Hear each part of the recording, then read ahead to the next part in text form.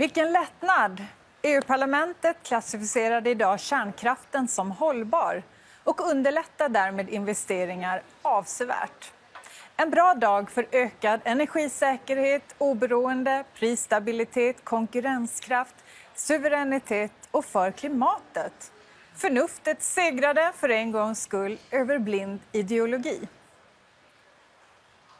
Men trots dagens framgång kvarstår att taxonomin i sig är en av EUs skadligaste påhitt. Den delar upp all teknik, alla branscher och alla produkter som antingen gröna eller icke-gröna, så att banker och försäkringsbolag kan investera sina kunders, oftast skattebetalarnas, pengar i klimatkampens namn.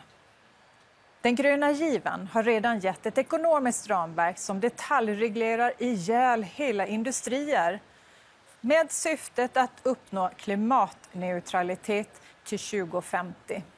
Det innebär att taxonomin blir extra skadligt tillägg till detta. Som vanligt staplar man alltså dåliga förslag på varandra. Nu sitter EU-byråkrater och beslutar som exempel att en elbil i sig är klimatneutral, oavsett om den drivs på el från ett tyskt kolkraftverk eller ej. Ett farligt verklighetsfrånvänt system där vetenskap byts ut mot lobbyism, godtycklighet och politiskt maktspel.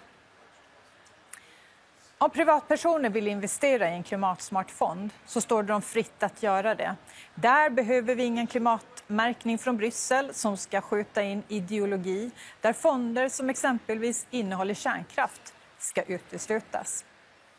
Men eftersom EU tyvärr har valt detta planekonomiska instrument, taxonomin, var det idag bra att kärnkraften och gasen, som är villkorad och bara kan röstas om i paket, klassades som hållbara.